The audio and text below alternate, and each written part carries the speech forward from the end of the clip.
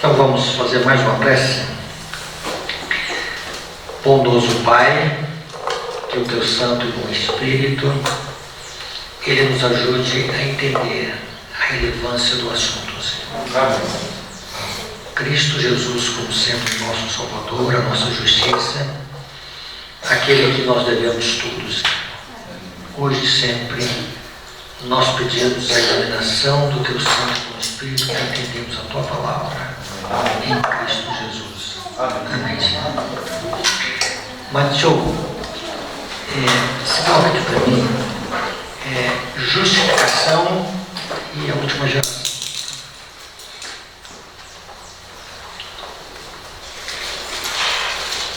Nós vamos abrir a Palavra de Deus no livro de Romanos, capítulo 5. Então, o primeiro texto que nós vamos ler é Romanos capítulo 5.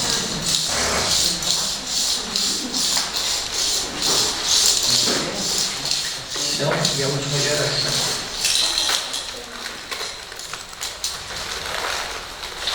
Verso 1.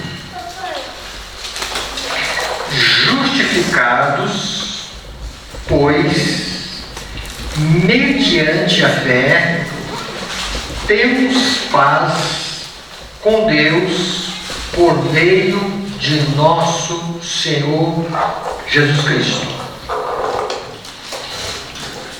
Então a palavra de Deus está dizendo aqui que uma vez justificados, e a justificação ela se dá mediante a fé.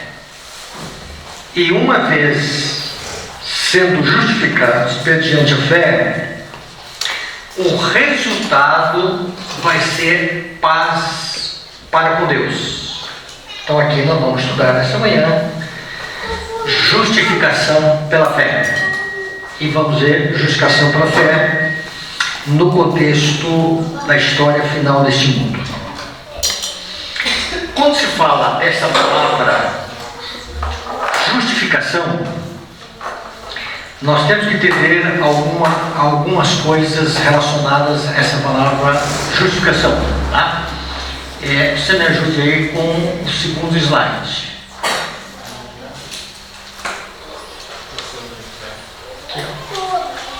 Aqui dentro desse espacinho aqui. Isso.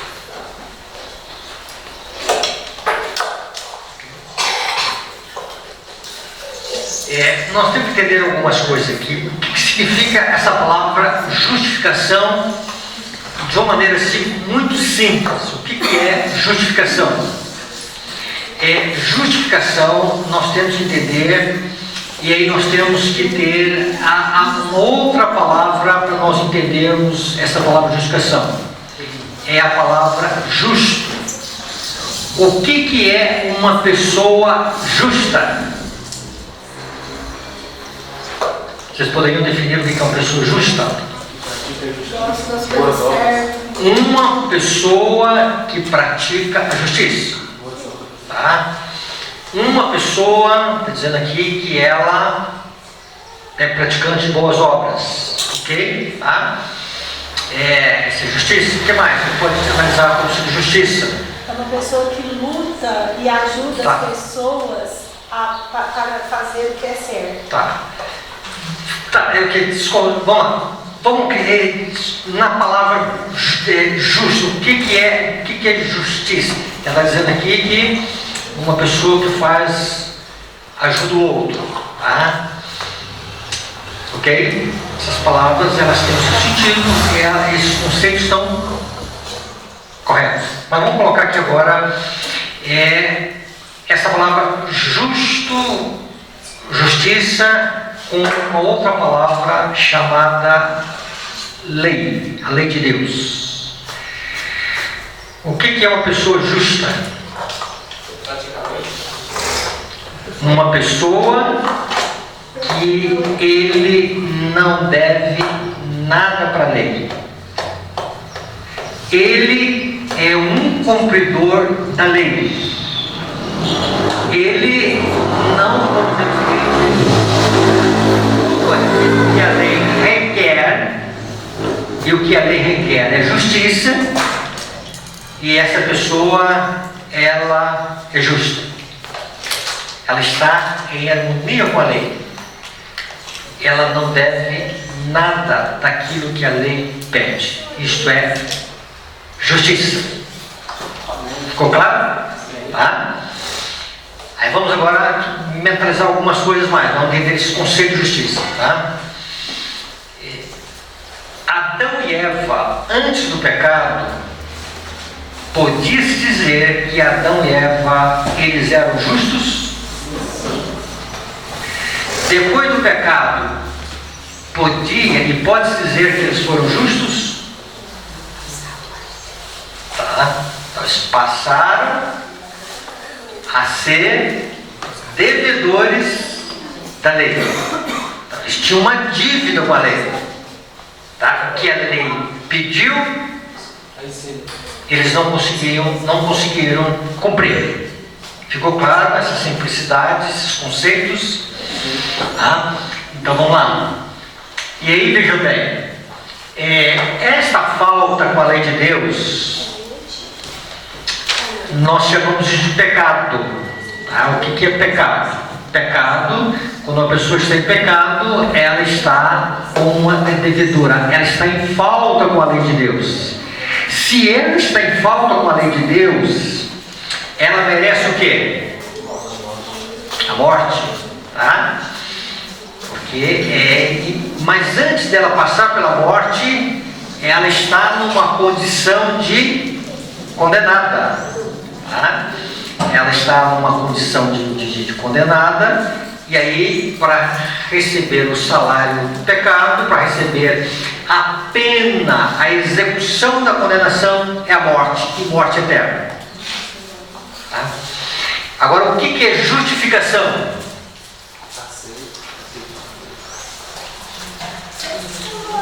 É o ato de Deus mudar a condição de uma pessoa da condenação para a absolvição. Significa que uma pessoa, quando ela é justificada, significa que ela está agora em harmonia com a lei de Deus. Amém por isso. Tá? Obrigado. Tá?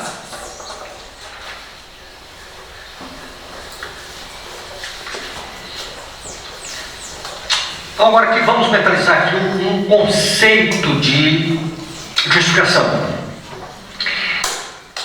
Esse conceito de justificação, e aqui não é um sermão, tá? Se você, pastor, não entendi, repete de novo, não repetir, tá?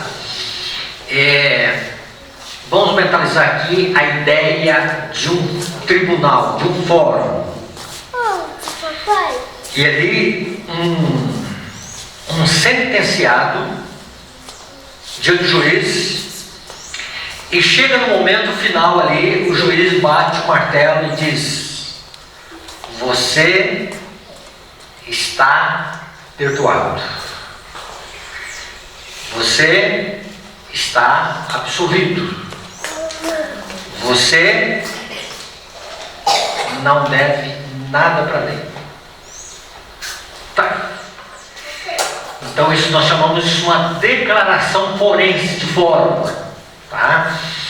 Os reformadores, eles criam nesse conceito.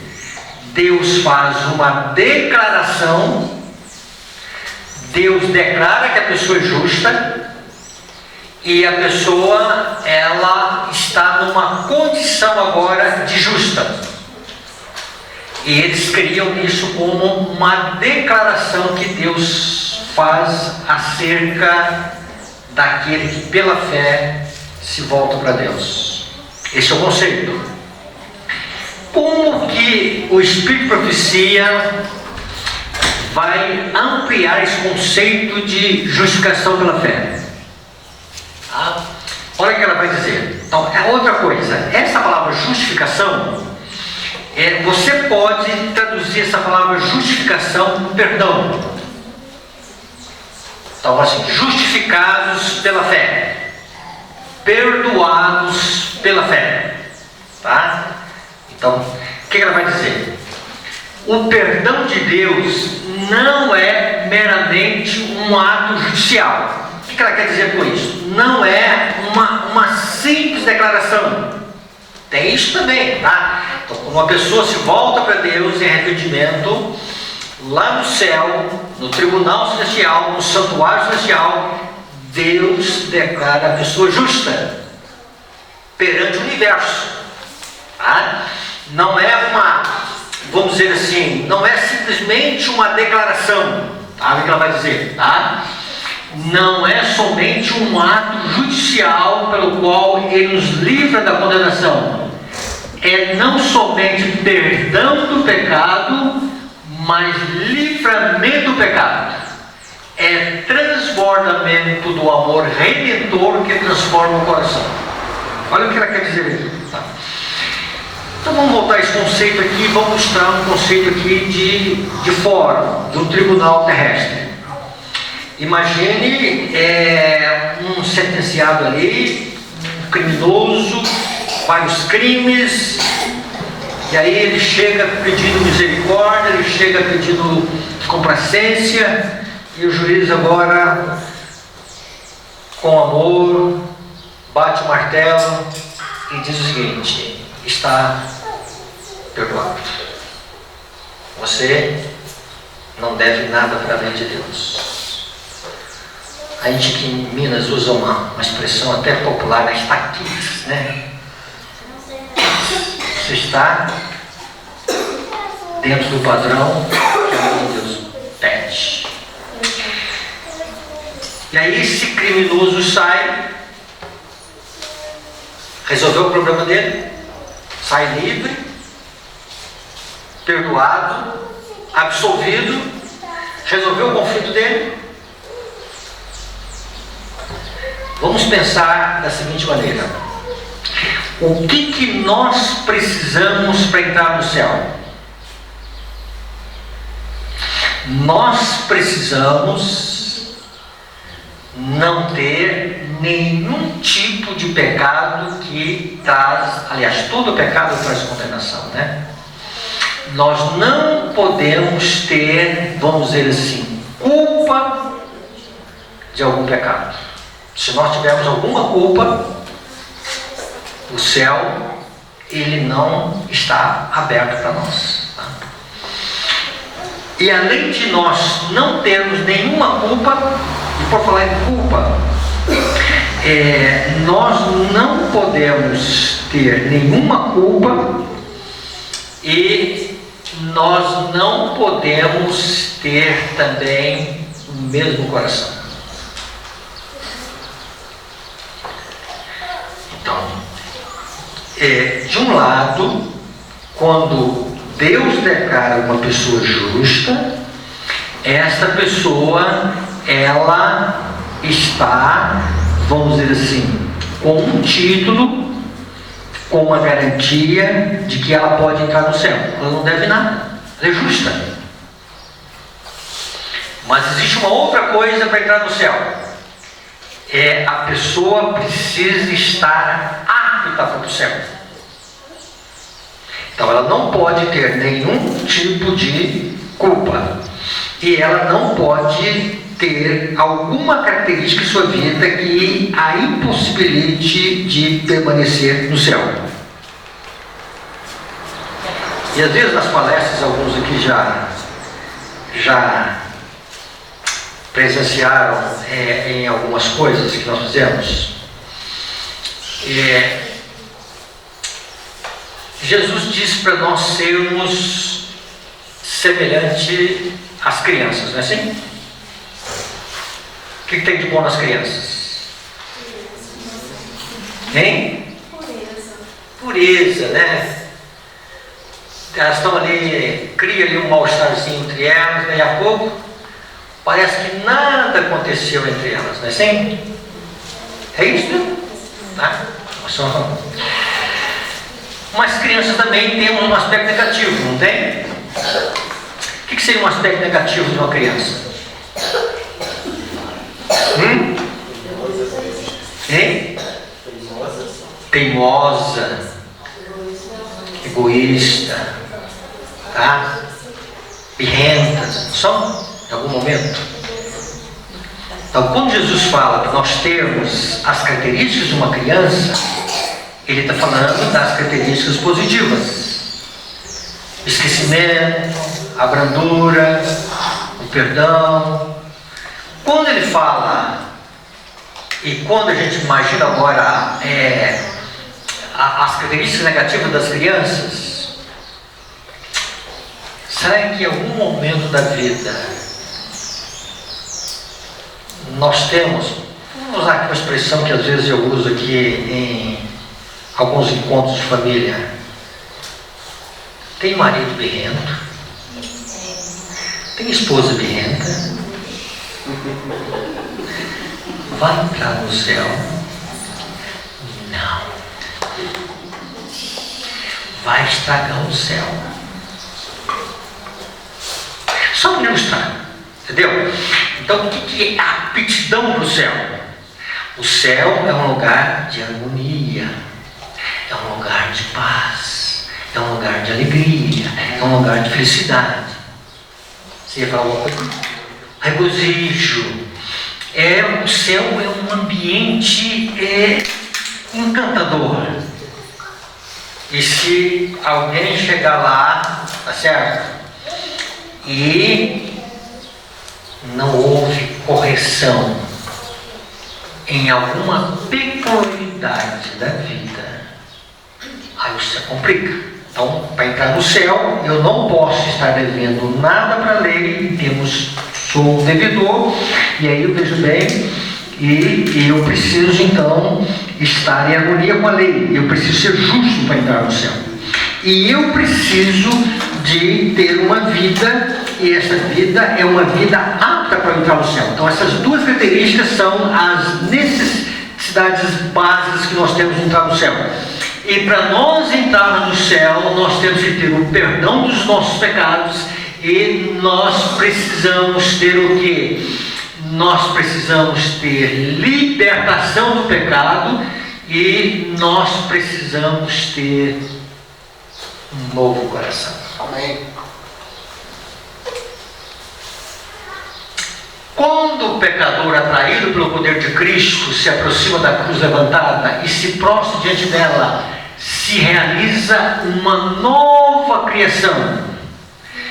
Então vamos lá, irmãos. Isso aqui é uma das coisas mais lindas da palavra de Deus, tá? O ideal é que a gente fizesse aqui um estudo sobre a vida de Nicodemos, tá? Quando Jesus chegou até Nicodemos, diz: Nicodemos, você tem que nascer de novo, Nicodemos. Mas, Senhor, como é que pode ser isto?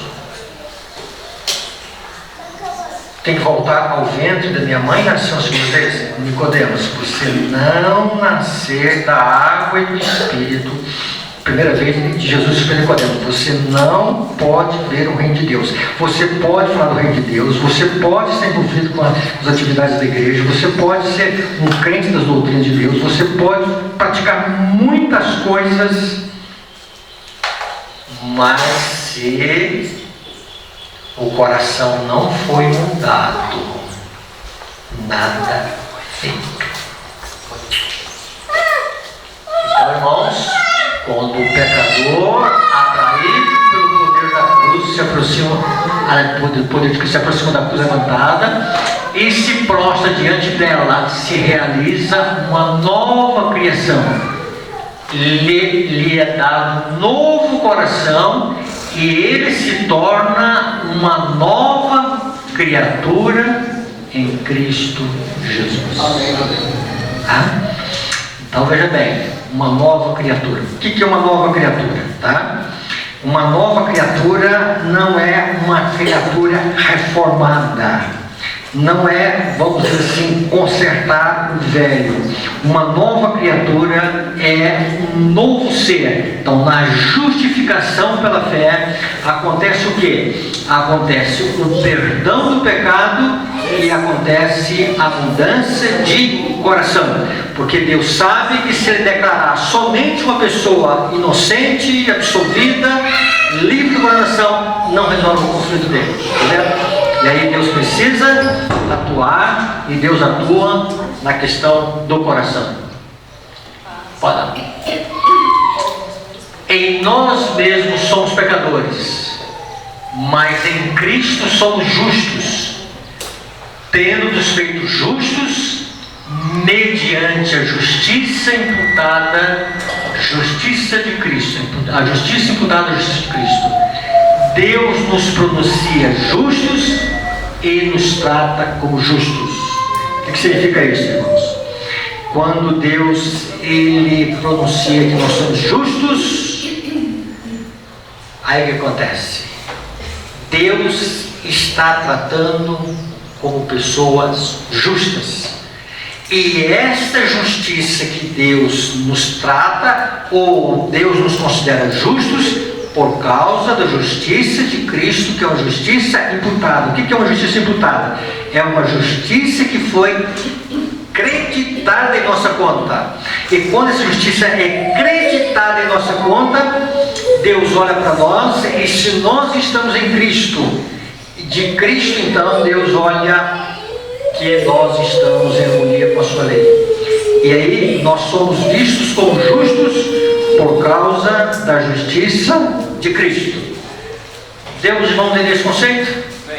Então é a justiça de Cristo que Deus nos cobre e nos vê justos por causa de Cristo. Isso chama-se justiça imputada.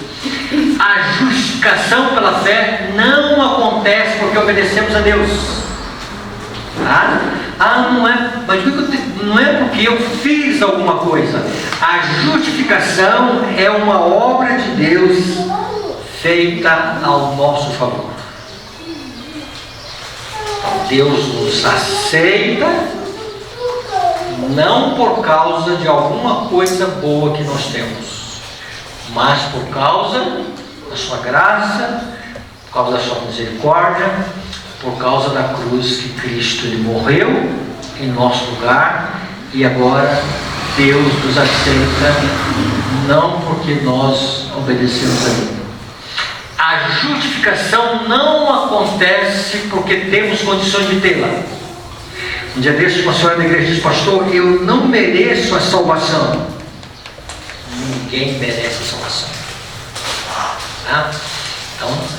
Então, esta justificação, esse trato que Deus nos absolve, esse trato que Deus nos perdoa, esse trato que Deus Ele coloca em nós uma nova condição de vida, não é porque nós temos alguma coisa boa a oferecer para Deus, mas é em cima da misericórdia de Deus.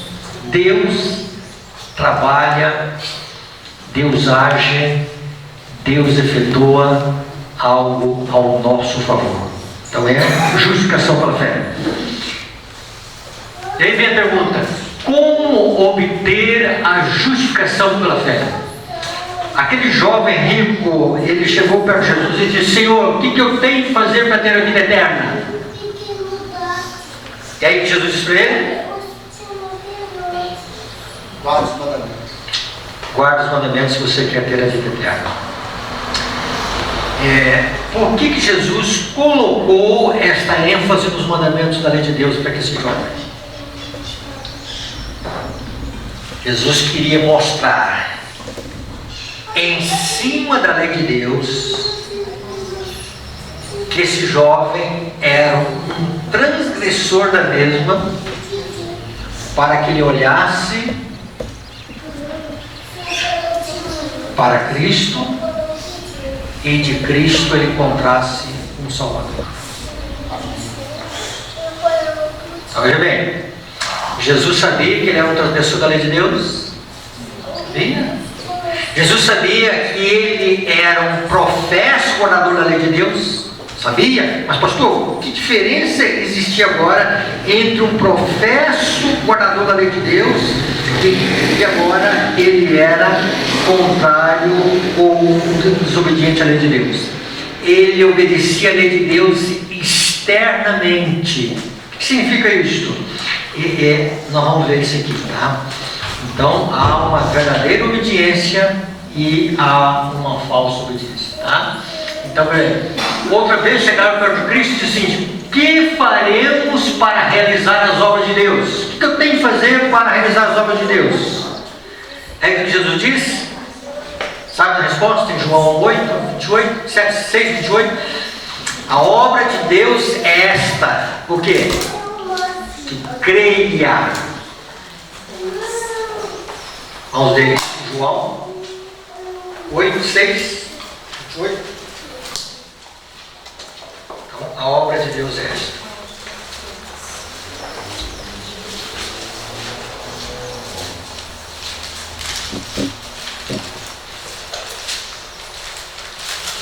Verso 28. Dirigiram-se, pois, a ele, perguntando: que faremos para realizar as obras de Deus? Respondeu-lhes Jesus: a obra de Deus é esta, que creiais naquele que por ele foi enviado. Então, Jesus está dizendo: tenha fé no Filho de Deus. E tendo fé no Filho de Deus, o que vai acontecer? Tá? Nós teremos condições de obedecer à lei de Deus. Olha aqui esta definição de justificação pela fé. A luz que irradia da cruz de Cristo revela o amor de Deus. Seu amor atrai-nos a Ele mesmo. Se não resistirmos a essa atração, seremos levados ao pé da cruz em arrependimento pelos pecados que crucificaram o Salvador. Isso aqui é justificação pela fé. Deus perdoa aquele que Deus consegue atuar nele e provocar nele um arrependimento. E neste arrependimento somos levados ao pé da cruz pelos pecados que crucificaram o Salvador. Olha o que ela vai dizer. Então, o Espírito de Deus, mediante a fé, produz uma nova vida na alma. Os pensamentos são postos em obediência à vontade de Cristo. O coração, o espírito, quer dizer, a mente, são novamente criados à imagem daquele que opera em nós para sujeitar todas as coisas. Então, quando uma pessoa é justificada, quando uma pessoa é perdoada, quando uma pessoa é aceita diante de Deus, significa que também, pela fé, ela agora recebe uma nova vida de cima. E quando ela recebe uma nova vida de cima, a sua maneira de pensar muda, a sua maneira de agir muda, tudo nela muda, porque é uma nova criatura. Pastor, quanto tempo Deus demora para mudar o coração? Fazer um ato aqui para indicar rapidez, tá? Tem duas respostas. Pode ser na hora, ou se não, igual a irmã falou, a vida toda. Depende de nós. Não, ok? Ah, sim, tá, ok? Tá certo, tá? Tá certo. Então veja bem. Esse novo coração não é assim, vamos dizer assim, tá?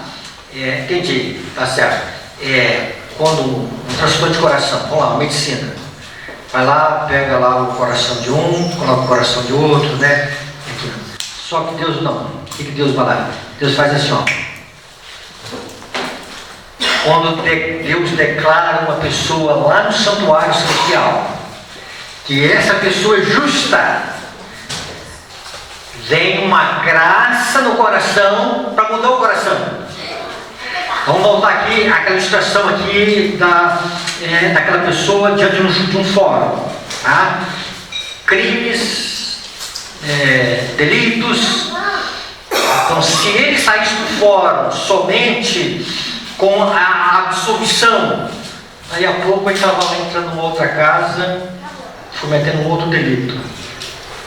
Mas no processo de Deus, quando uma pessoa é perdoada, ela sai com um novo coração. Ela sai uma nova pessoa. Para nascer uma nova pessoa, o que tem que acontecer? A velha pessoa tem que morrer. Isso, Romanos 6 fala sobre isso, não vamos estudar aqui, tá? Então, o que acontece? Quando a genuína, ou quando existe realmente a justificação pela fé na vida de uma pessoa, ela sai com um novo coração. Diz o seguinte: então a lei de Deus é escrita na mente do coração, e podemos dizer com Cristo: deleito-me em fazer a tua vontade, ó Deus meu. O que ela quer dizer com isso?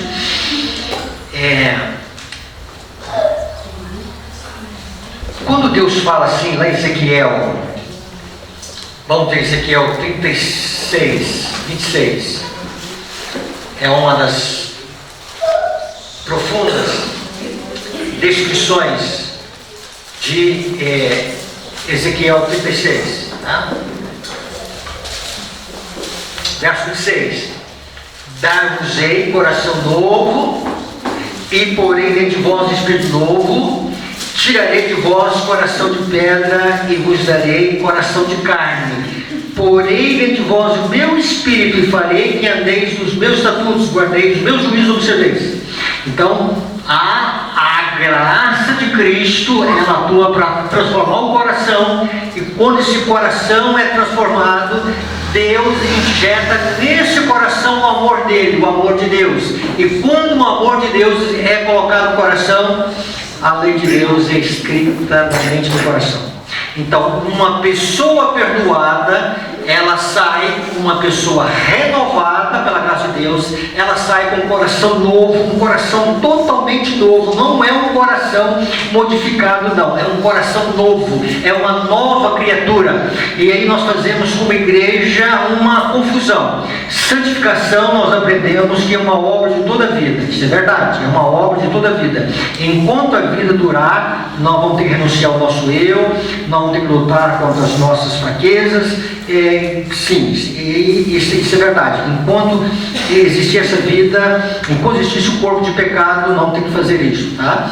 Mas novo nascimento não é isto. Novo nascimento é uma obra que vem com o perdão de Deus. Então, quando Deus perdoa, Deus muda o coração. E quando Deus muda o coração, a lei de Deus é escrita na mente do coração. E aqui vamos entender outra coisa, irmãos. Esse corpo de pecado, ele vai permanecer como um corpo de pecado até o dia da glorificação. A natureza pecaminosa, isso não muda até o dia da glorificação. Mas quando Deus muda o coração e coloca a sua lei, nós passamos a ter a mesma mente de Adão e Eva antes do pecado. Por quê? Porque o que existia na vida de Adão e Eva antes do pecado?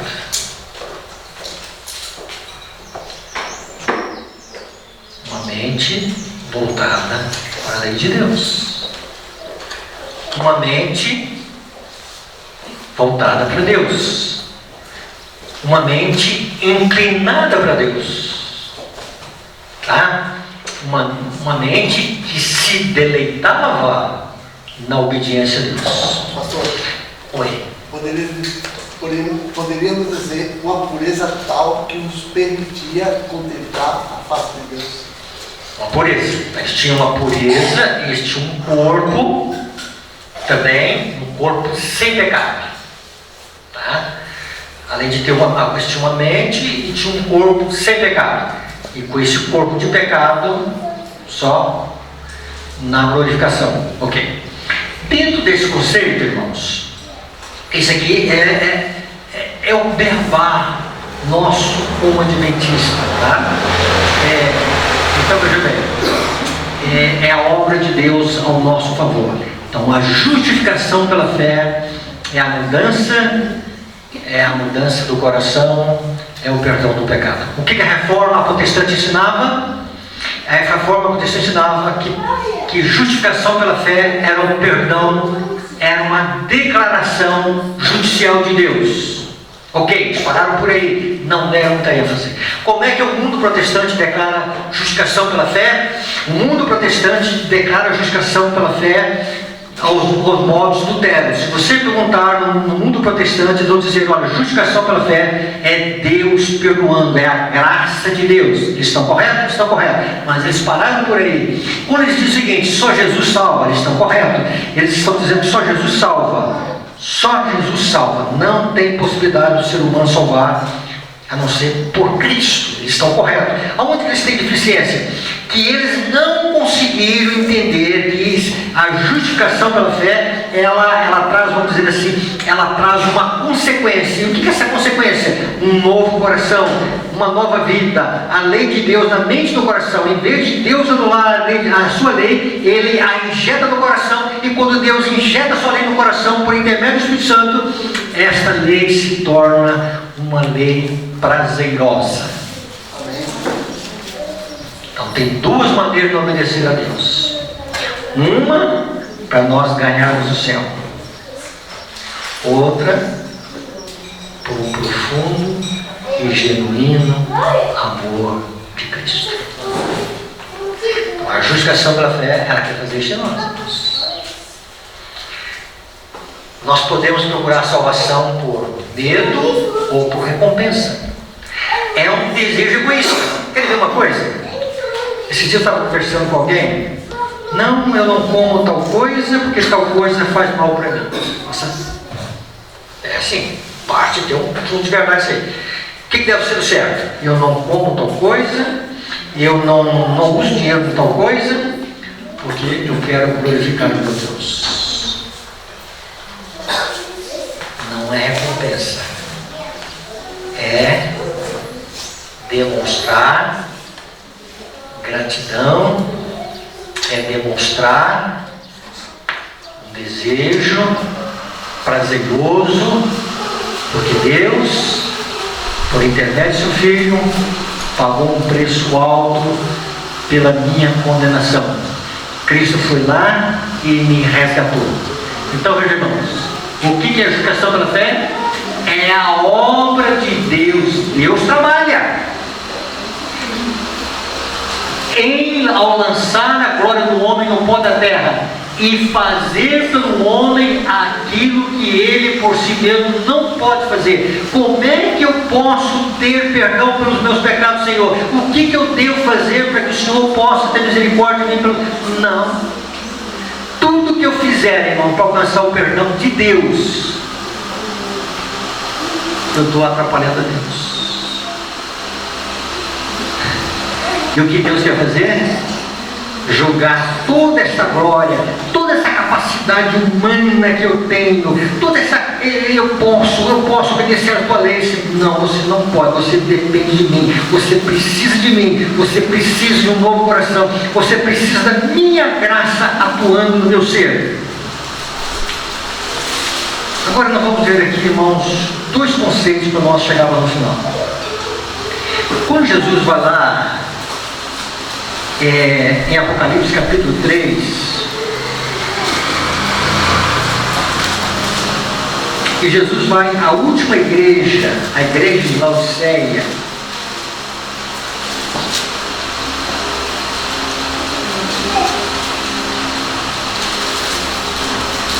e vai no verso 15. Depois que Cristo se apresenta à igreja, só vamos ver só o início do verso 15. Conheço as tuas, o quê? Obras. Opa, vamos parar por aí. Tá? Então o que Deus está dizendo?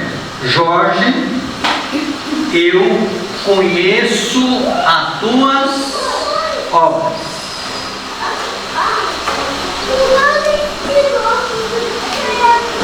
Eu conheço a maneira como você expressa obediência às coisas que estão reveladas. Jorge, eu conheço que tipo de obediência que você tem. E vejam bem, irmãos.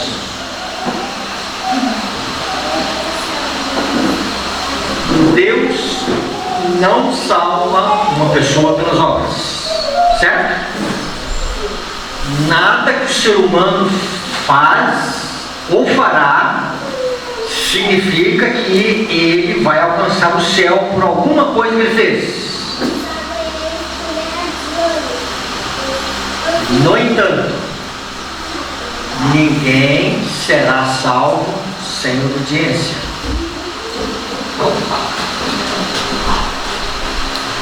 As obras, elas dizem que tipo de fé que eu tenho.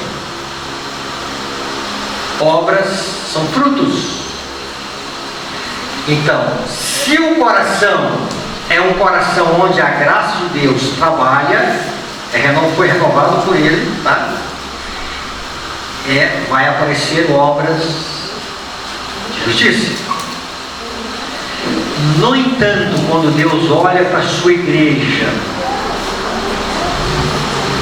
e Deus olha para a igreja que Ele ama, Ele vai terminar essa obra com essa igreja. No entanto, Ele olha essa igreja e olha para a nossa maneira de expressar a obediência a Ele. Ele diz: olha, eu conheço as tuas obras. E essas obras que você, Jorge, imagina que são obras de justiça, não são obras de justiça.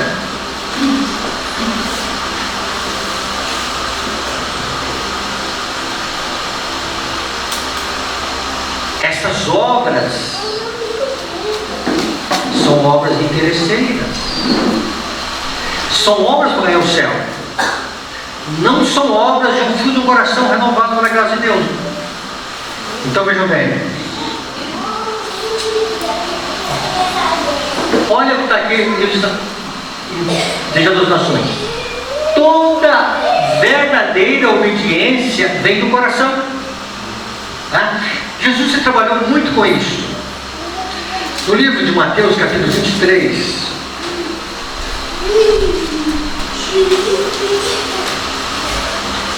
Mateus capítulo 23.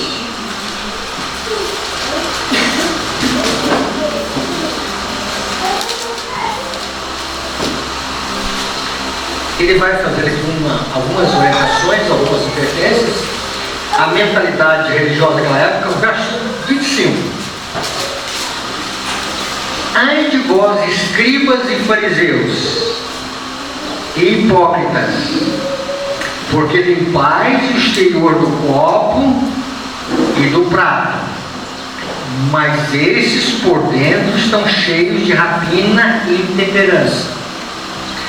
Então, Jesus está dizendo aqui, naquela época, na mentalidade daquela época, né, havia uma preocupação com os talheres naquela época, tá?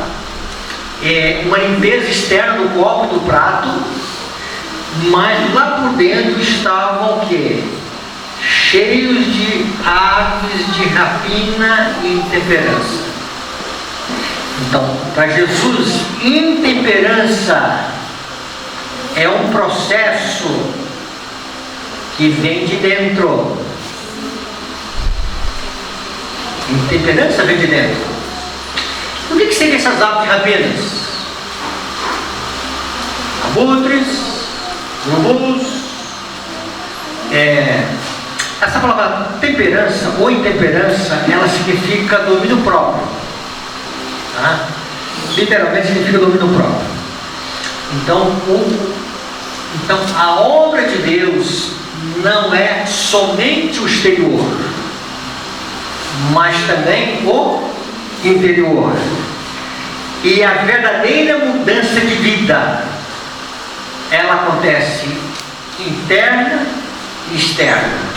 Mas quando é genuína, acontece de dentro para fora. Né? O que significa isso? O coração foi mudado pela graça de Deus. Fariseu cego, limpa primeiro o interior do copo, para que também o seu exterior fique limpo.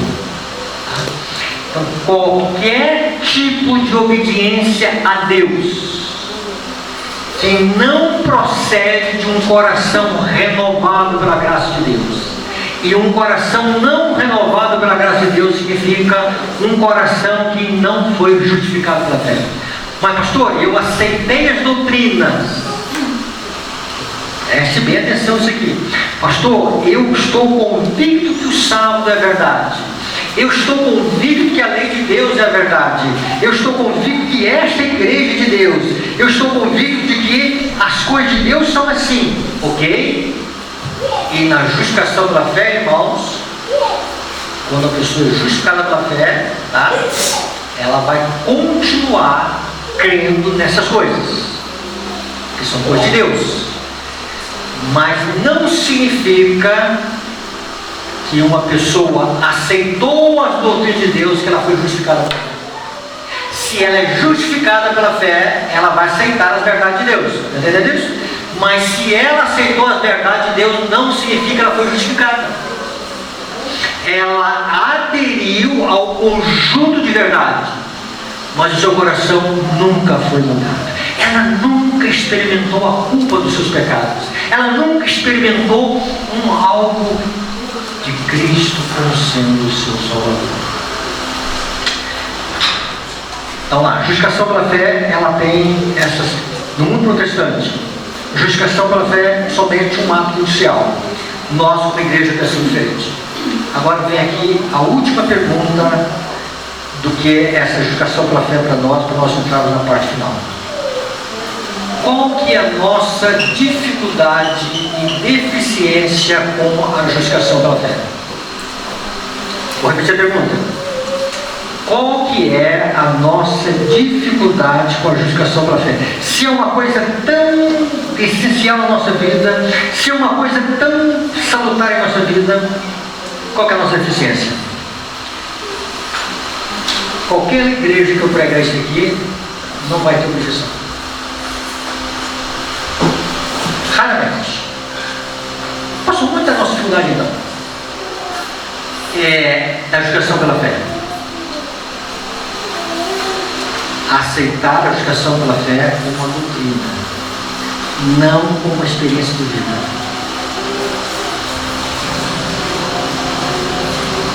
Essa é a nossa dificuldade. Porque o dia que a justificação pela fé acontecer em nossa vida, as comissões da igreja são outras comissões. O trabalho missionário, ninguém vai fazer apelo para trabalho missionário. Ninguém vai ficar esticando para fazer trabalho missionário. O coração está cheio. O coração foi renovado. A irmã Mãe disse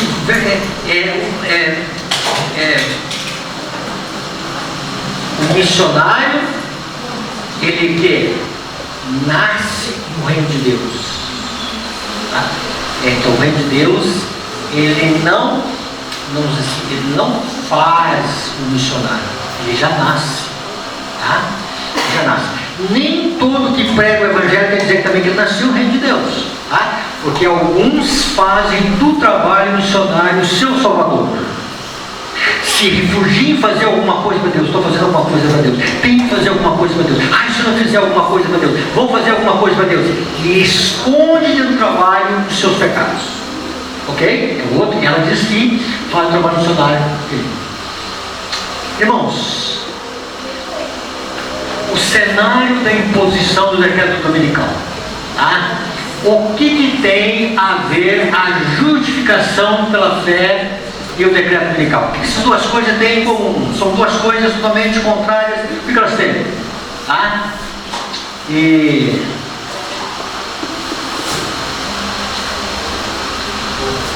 por que o decreto dominical está às portas? A Papa Francisco é por causa das discussões climáticas. Tem um cenário assim, tá? Veja aí o que está em Apocalipse, capítulo 14, verso 12.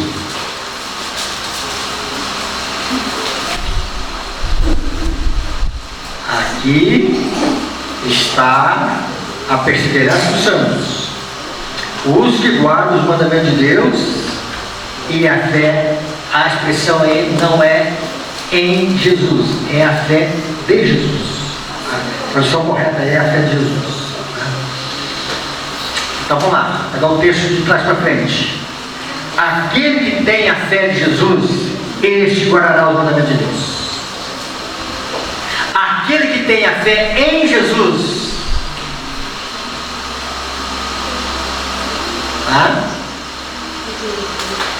ele é um cumpridor de uma obediência parcial, uma obediência externa, uma obediência que não brota do coração. Tá, vamos lá. Então, aí veja bem, a mensagem do terceiro anjo é isso. Então Deus tem um povo aqui na terra, e esse povo aqui na terra, ele vai terminar essa história guardando os mandamentos da lei de Deus, e não só guardando os mandamentos da lei de Deus, e esse povo terá a fé de Jesus. E porque eles têm a fé de Jesus, e esta fé de Jesus é uma fé que atua por amor, é uma fé que capacita a obediência, e é uma fé que levará a obedecer a lei de Deus. Então isso é o que Deus está dizendo. Então quando João está vendo Apocalipse 14, 12, está dizendo, olha, o final da história, a última geração aqui na terra que vai estar vivendo, é uma geração que ela vai estar guardando os mandamentos de Deus. E por que elas vão estar guardando os mandamentos de Deus? Porque elas terão a fé de Jesus. E a fé que Jesus viveu aqui na terra foi uma fé de total dependência de Deus, uma fé em submissão à vontade do Pai, uma fé de obediência aos mandamentos da lei de Deus. Satanás, irmãos, ele não se importa se nós cremos na justificação pela fé, mas ela não faz parte da nossa vida. Pode até pregar a justificação pela fé, mas se ela não faz parte da nossa vida, se ela é apenas uma crença doutrinária, eu creio na justificação pela fé, ele não vai criar nenhum embaraço com isso. Então agora vamos entender a igreja aqui, no seu início, meio e fim. Essa igreja, fundada por Deus, com certidão no cartório celestial, é a igreja que Deus ama. E a igreja que Deus vai terminar a sua obra. E essa igreja que Deus ama, ela começou nos seus primeiros anos. Vamos mentalizar, 1844, 1845, 46, 47. E então foi uma época de formatação. Sabe essa palavra de formatação? Uma palavra muito usada pelos jovens hoje de computação. De formatação doutrinária. Agora vamos chegar ali no ano de 1880. Se você fosse membro dessa igreja em 1880, aí você iria ao Espírito Santo do Dourado, e o pastor Jorge iria visitar o Espírito Santo do Dourado, e ele iria aqui no meio da praça, ou alugar um salão, ou aqui mesmo, ele iria entrar em profundos debates sobre a lei de Deus. Isso é no contexto da época, tá? Então, olha, então no contexto de uma, da América do Norte, formação protestante, e esses pastores nossos diziam, olha, se alguém não guardar a lei de Deus, não vai para o céu. Isso eram os debates da época. Ah, ok. E aí, Deus começa na década de 1880 a levantar dois homens, Jones e Wagner. E esses dois homens começaram a dizer: olha, nós precisamos de uma abordagem diferente. E essa abordagem diferente que nós precisamos entender a justificação pela fé. E na justificação pela fé, Jesus é o nosso fiador. E naquele tempo, irmãos, quando eles apresentavam que Cristo e a sua justiça é a única esperança de salvação que nós temos, muitos corações que estavam sobrecarregados com esse: o que eu tenho que fazer para alcançar o céu? Esses corações se sentiram aliviados. Foi como se tivesse tirado um fardo deles. Eu tenho que olhar para Jesus. Eu tenho que centralizar a minha esperança em salvação em Cristo. Eu tenho que ter meu Salvador. Eu tenho que ter uma experiência com Cristo. E o Espírito Santo foi trabalhando no coração dessas pessoas, e elas foram começando a entender o grande amor de Deus por elas. Posso chegar ao céu porque eu tenho um Redentor, eu tenho um Salvador, eu tenho alguém que é o meu Salvador. Só uma perguntinha para você meditar, meus irmãos. Você, em algum momento da vida, já provou que Cristo é o seu Salvador? Não, pastor, fui abençoado. Não é isso. Se em algum momento na sua vida de pecado, na sua vida de miséria espiritual, na sua vida de incapacidade, em algum momento você foi exposto à ira de Deus e ele disse: Senhor, salva-me, não tenho como me salvar. E no contexto ali da igreja naquele tempo, irmãos, os corações começaram a ter uma experiência com Cristo. Deixa eu falar aqui uma experiência de pastor aqui, uma experiência própria. E eu gostei da expressão aqui, que eles falaram que o coração pode demorar muitos anos para ser mudado. Foi assim? O meu coração demorou, Deus vai fazer um milagre na minha vida. Demorou, parece-me que só de ministério foram 20 anos, só de pastor, fora os anos de igreja. Eu fui entender por experiência o que é justificação pela fé.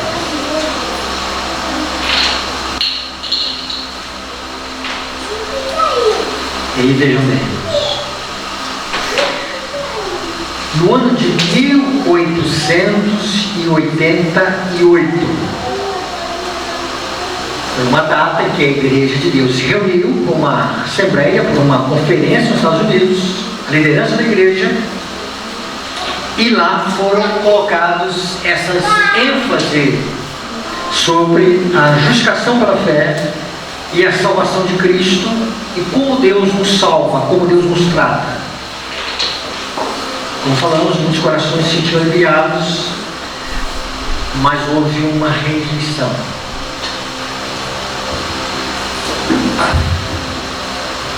E nessa rejeição que houve, muitos disseram: nós vamos voltar ao mesmo pensamento dos protestantes. E o decreto dominical, ele estava naquela época em ascensão. Se nós estivermos vivendo naquela época, o que estava acontecendo? Literalmente, leis do Senado norte-americano, pastores sendo presos, leis dominicais surgindo, a igreja fazendo reunião: olha, já estão surgindo algumas leis aqui na nação norte-americana, o decreto dominical está às portas. E a irmã White diz: um livro de mensagens escolhidas, que se a igreja abrisse o coração para que Cristo crucificado, Cristo ressurreto, Cristo agora fosse a essência da vida cristã, ela diz: a chuva serôdia cairia naqueles dias. Então, para ela, como mensageiro do Senhor, que estava vivendo aquela experiência, ela disse: ó, chegou o tempo. Irmão, não esperava nada. Agora, irmãos, o que bom está acontecendo agora na igreja adventista do sétimo dia. Essa igreja de Deus. Amém. Vou lá no Maranhão, Tapecumirim. E aí vou lá e vou na igreja do Carmo. Pastor, nós estamos falando aqui sobre justificação pela fé. Nós estamos falando aqui sobre o pacto, a aliança de Deus com o seu povo. Vou para o NASP, a igreja fala justificação pela fé. Encontro com alguns pregadores dessa igreja e disse: pastor, estou batendo nessa tecla, justificação pela fé, justificação pela fé, justificação pela fé. Irmãos, este é o momento do desespero das trevas. Porque as trevas tremem por duas razões. Quando a justificação pela fé acontece na vida de uma pessoa, é quebrantado o poder de Satanás na vida. Amém. A libertação do pecado e é um novo coração. Amém. É o que as trevas tremem. Que não aconteça isso. E a justificação pela fé que ela dá, vamos dizer assim, né? Ela leva a chuva serôdia. Ou a chuva serôdia vem em consequência da justificação pela fé.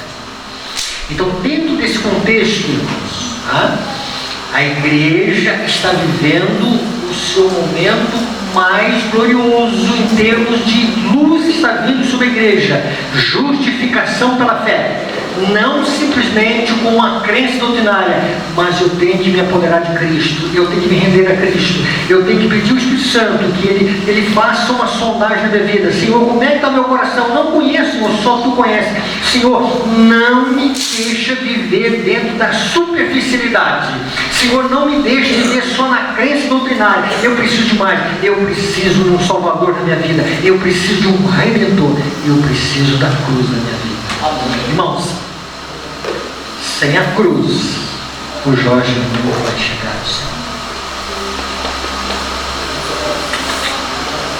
Mas com a cruz, o céu fica escancarado para nós, irmãos. Amém. Só tem uma maneira de chegarmos ao céu: agarrar a quem tem perdão e a quem pode transformar a nossa vida. Como igreja, nós precisamos levantar a cruz. Saiamos de hinos superficiais que não trazem o tema da cruz. Traz tristeza, chororô, mas não traz vida para a igreja. Saiamos, irmãos, de uma experiência rasa, superficial com Deus, e voltemos a Cristo. Me ajude, Senhor, ir para a cruz e ali encontrar o meu Salvador. Há uma historinha que eu conto nas igrejas, eu não contei essa historinha aqui ainda. Eu fui pastor de uma irmã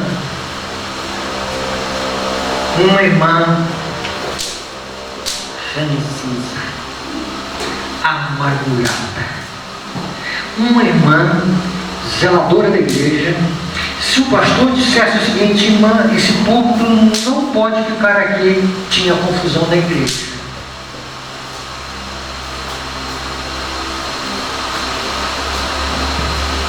E aí, Quando eu fui visitá-la, eu disse: irmã, eu sei que está precisando de dinheiro, é pouco dinheiro, mas você não pode ficar mais com zeladora da igreja. Ficou sustentável. Ok. Ela olhou para mim e disse: pastor, eu aceito. E isso já tem há uns 20 anos. E ela disse uma frase que eu nunca vou esquecer.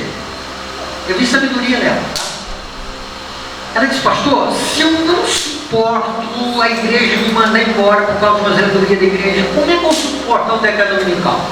Se um negócio tão pequenininho está me criando, vai criar tanta confusão na vida, pode tirar. Como diz assim? Também não sou muito santa nada, pode tirar. Ok. E escolhemos uma outra zeladora da igreja e tal. O tempo passou.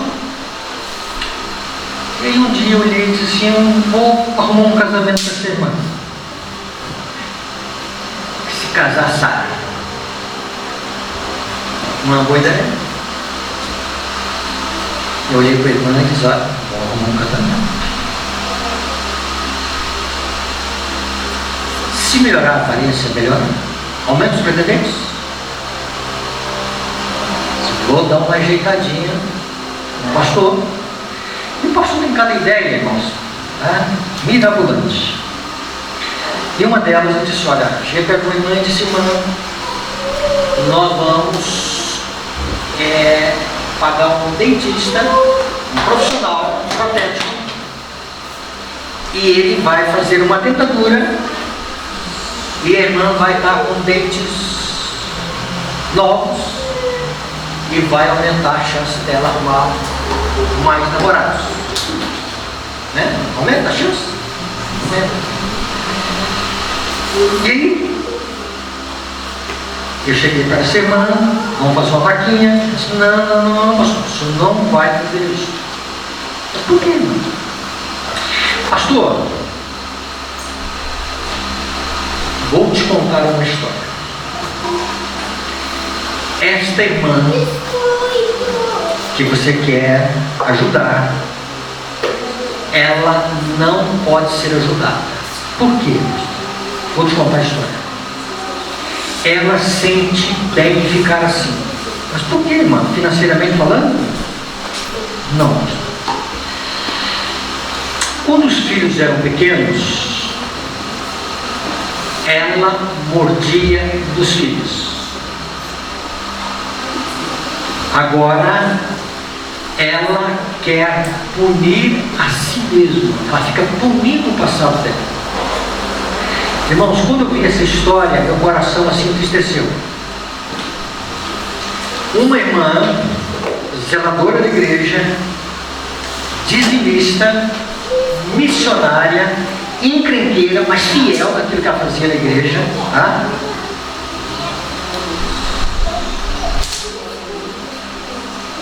Um passado que ela não havia se libertado.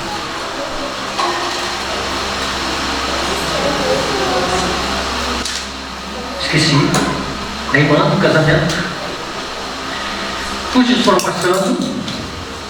Essa senhora, essa irmã, ela sentava no seu banco, no seu lugarzinho de preferência, e ela não esperava o culto terminar. Saía e ela era um azedume total. Saía porque não queria conversar com ninguém.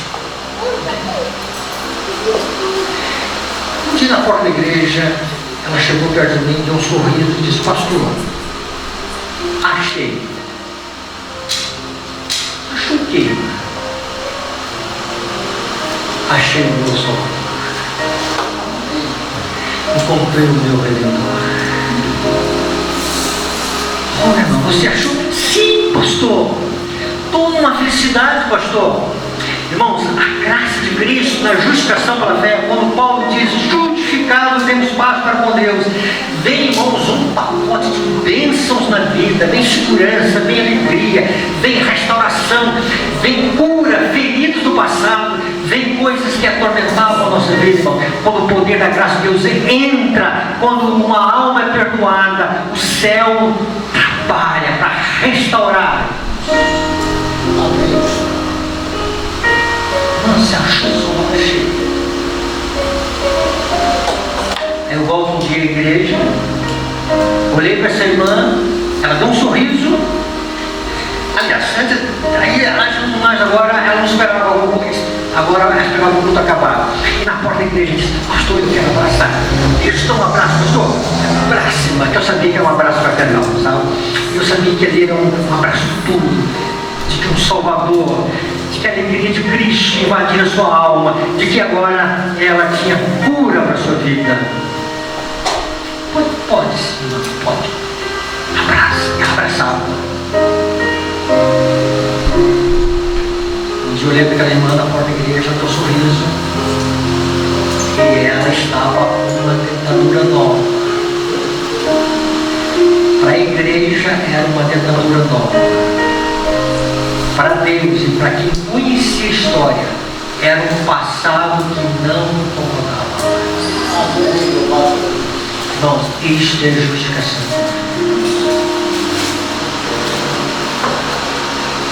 Comprei o Salvador, pastor. Comprei o Redentor. A justificação pela fé, irmãos, não é o Cristo teórico da Bíblia, é o Cristo presente na Bíblia. Vamos estudar mais, irmãos, a cruz. Vamos olhar para a cruz. Uma única esperança nós temos que chegar ao céu. E aqui eu vou dizer tudo fora. Reforma de vida é bom, mas se não for motivado pela cruz, é salvação para os homens. Olha o que o inimigo está pretendendo nesse momento, não.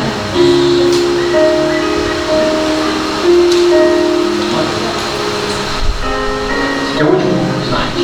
O papado está bem adaptado a satisfazer as necessidades de todos estes.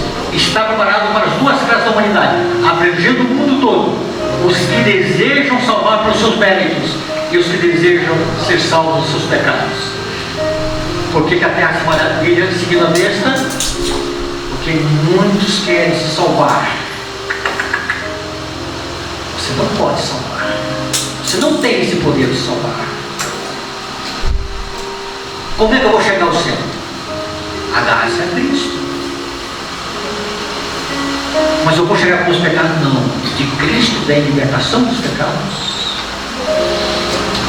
O mundo, irmãos, quer uma religião aos moldes de Caim. E tomar a Deus, não existe nenhum aqui entre nós que queira se salvar com seus méritos e queira se salvar de seus pecados. Precisamos de Jesus crucificado. Precisamos do Cristo ressurreto. Precisamos do Cristo no santuário celestial.